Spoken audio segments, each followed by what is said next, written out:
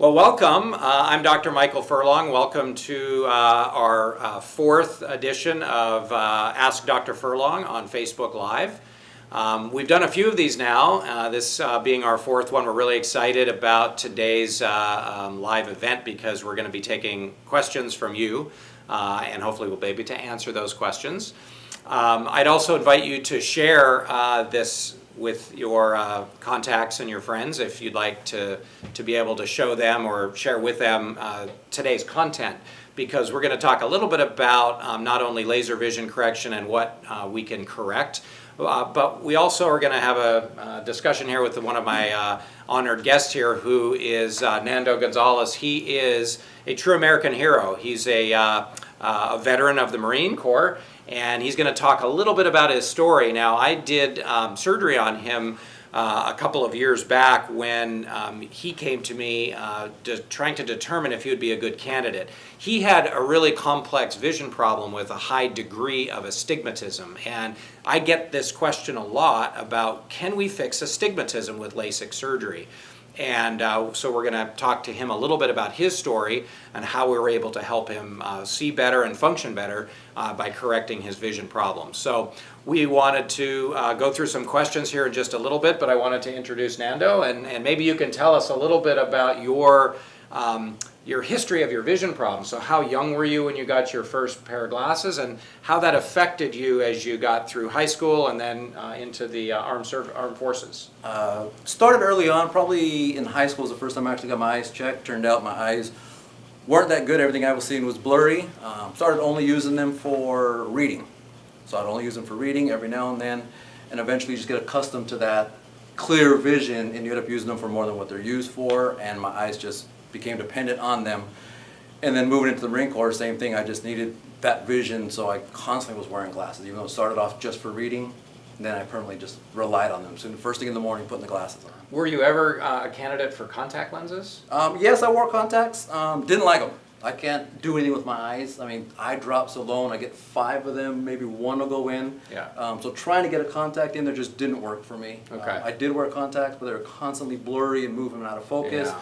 So it was a challenge there wearing contacts. And in my experience, when you've got a complex astigmatism problem, contacts are a hit or miss. They may work great, but there's challenges to those.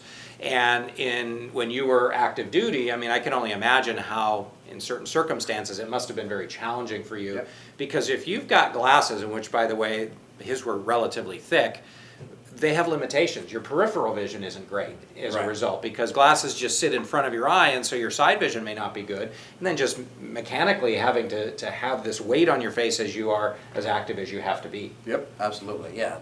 Glasses just didn't work for me. I mean, trying to fire a rifle with glasses in the way, trying to be physical, they're fogging up on you. Just a constant challenge with either glasses or contacts. Neither of them was a good fit for me. Okay, good. Well, again, thank you so much for your service. I'm so happy that I was able to help you, and I, want to be able to answer questions that we'll take here shortly.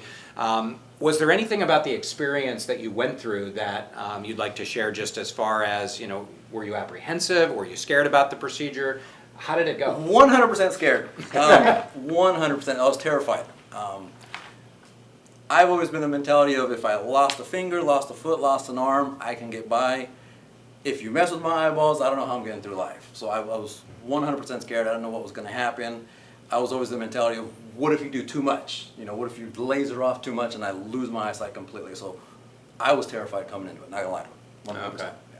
Well, good. And it is a question we get frequently is, how accurate is the surgery? What are my chances of success, and what could go wrong? And we definitely want to address any of those concerns. Fortunately, today, with the technology that we have, we can correct nearsightedness. We can correct high degrees of astigmatism and even farsightedness today. And we have many other techniques if a patient is not a good candidate for one of our laser technologies, that we can actually help a majority of patients that don't qualify for LASIK. So let's go ahead and maybe take our first few questions. I know we've got some coming in, and please, as you watch this, if you want to submit a question, please feel free to do so. We're going to try to get through as many of them as we can during the live broadcast, and then if we don't get to yours during that, we will spend some time answering your questions as well. I also wanted to point out the shirt that I'm wearing here. I'm going to have Nando talk a little bit about that. He actually got me interested in doing this challenge, if you will. It happens every month of February, and this is my second year in the challenge. Do you want to just touch on that a little bit, and then we'll go with questions? How are you pacing? I'm pacing well. Last night, okay, so what this challenge is I have to log 100 miles. However, I do that outside of my normal work day. So I can't wear like my Fitbit and count those steps as I walk around my office. But I have to log 100 miles, and I like to jog and hike. On weekends, I get a lot more done. This past weekend, I did 18 miles. For me, that's a lot. But I got through, I'm at 61 miles right now. 2 weeks in, I'm at 61 miles, so my pace is good. I got a little bit of a buffer there, but I can't let up. Yes, absolutely. No, so it's a challenge to do 100 miles in 28 days, and yes, walk, run, hike, elliptical is the only things included. No biking, and exactly like you said, you cannot walk around the office and try to log those miles. Yeah. So it's great. Every year, there's a charity organization they give money to. This year it's Team Red, White, and Blue, giving money to veterans. And no, that's it. It's a challenge, and you got to be consistent with it. If you miss one day, don't try to double up the next day. You know, just add a little bit to each day, and definitely go long on the weekends, which gives you that little bit of buffer there. The one thing that's really cool is there's this website, and you can go look at the leaderboard. There's some guy that's at like almost 200 miles already. I've got some of my staff members that have done this for more than 2 years, and one of my staff members is already above 100 miles. I'm like, wow, that's awesome, and I think her goal is 200 miles this year. So I don't think I'll know if I'll get there. I will try, we'll see. But anyway, great. It's a great cause. It's fun to do, obviously good for you. So let's go ahead and take our first few questions. Well, here's one. How is your lifestyle affected by your eye health? You want me to take that question? I think both of you. Okay, so why don't you start? Running, 100%. Trying to run with glasses, trying to run with contacts just doesn't work. Running with glasses, they get foggy. Running with contacts, they're constantly going in and out of focus. My other option would then be to run with neither, and that's not safe. I don't like running streets. I'm constantly running in the trails, running in the mountains, and there's tree roots, and it's uneven, and either you need something clear, you know, so glasses didn't work for me, they're getting foggy. Contacts didn't work, and running with neither was not safe either. So getting the LASIK 100% improved my running. And I think, I mean, I'm not as active probably as you, but I do like to stay fit and stay in shape. Things that actually help eye health in general, blood pressure control. You know, if you've been diagnosed with pre-diabetes, you got to lose some weight and get your blood sugars under control, because that all can impact your eye health. Just curious, how many miles have you logged so far? I'm at 117 as of this morning. He's at 117 miles. Awesome. 117, yeah. Let's do another question. Talk about the midnight run. So the midnight run, it was a challenge. My very first Taji 100 event was about 5 years ago. And same thing, I was looking at the leaderboard, and you've got people running 20 miles a day, 30 miles a day. And it was just an idea, you know, of myself and a couple of friends of how do I get atop the leaderboard? And the only way to do that would be the first one to log miles. So the event starts at midnight, and I figured if I started at midnight, and even if I did 5 miles, I'm on top of the leaderboard. So it started with that. There was a group of us, I think it was maybe 6 or 7 that first day. We did a 10-miler to hopefully stay there for most of the day. And it was great, and it turned out to be something fun for us to get together and do it and to kick it off at the event, and then just kept growing from there. I think this year we had about 65 participants that showed up at midnight during a weekday on a school night to run and get started with And where did you run? Through the streets. Oh, okay, Through so you just did a downtown street San run. Yep, Very so nice. just out and back, 5 miles up and back. We had markers for people who wanted to do 5K Oh, nice. or 6 miles, and so they can turn around wherever they want. Start at midnight, and the plan was as long as everybody's back by 2 a.m., we're good. Oh, okay. Excellent. Okay, is astigmatism a common vision problem? Yeah, astigmatism.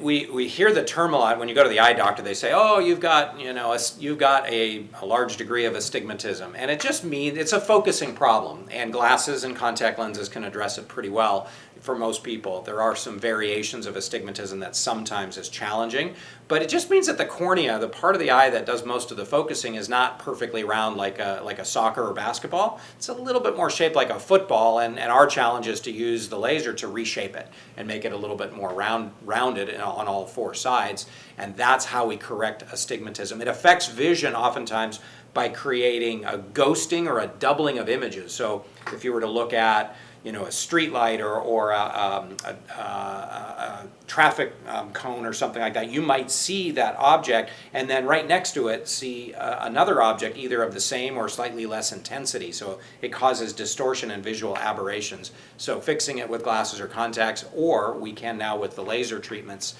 very accurately address that focusing problem. There are ways to treat this aging eye phenomenon through techniques that we use, one of which is called monovision. It's used in contact lens fittings, but it's used in surgery as like LASIK as well. And then if you're diagnosed ever with a lens problem like a cataract, when we do cataract surgery these days, we now have lens technologies that allow us to see things far and close. It's almost like putting a progressive bifocal inside your eye, which all points of focus can be achieved without the need for glasses as much as possible. So we do have multiple solutions, and it really just depends on your individual circumstance, which is why we really invite you to, if you are having some of these vision focusing problems, to call us and come in for an initial consultation. We don't charge for it. You'll be able to come in and see what you might be a good candidate for. Nando, talk a little bit more about when you were in the service, how long you were in the service, and kind of how that was with your vision Went in issues. right out of high school, so I was early in '96. Went in through the reserves program, did 6 years there in the active reserves, 2 years inactive, and wore glasses the majority of the time. I mean, they call them BCs in the military. I don't know if you're familiar with that, birth control, because how funky they look on your face.